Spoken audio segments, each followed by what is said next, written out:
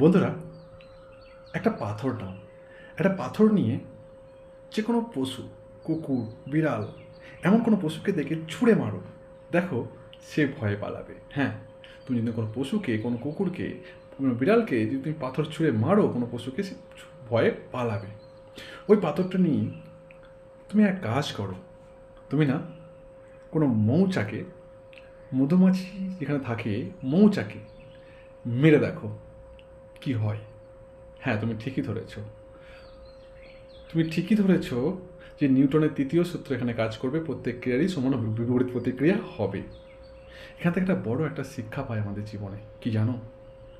একটাই পাথর যখন আমরা কোনো পশুকে মারছি, কুকুরকে মারছি, বিড়ালকে মারছি, সে ভয় পালাচ্ছে, সে একা বলে। কিন্তু যখন তুমি মৌচাকে মারছো, তখন সেই মৌচাকের মৌমাছিগুলো তোমার দিকে ধেয়ে আসছে, তারা করছে, এবং তোমার হাল কি করবে সেটা তুমি খুব ভালোভাবে জানো। এখান থেকে শিক্ষা পাওয়া যায় আমাদের জীবনে, যে পাওয়ার অফ ইউনিটি।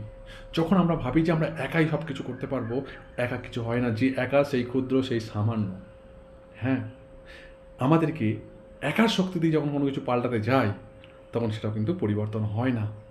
আমাদেরকে করতে হবে পাওয়ার অফ ইউনিটিকে কাজে লাগিয়ে, মৌমাছির মতো দলবদ্ধ হয়ে যদি আমরা কোনো কাজ করি, সেখানে আমাদের সফলতা, সাকসেস অবশ্যই আসবে।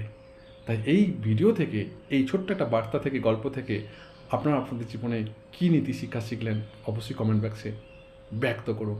ভালো থাকবেন।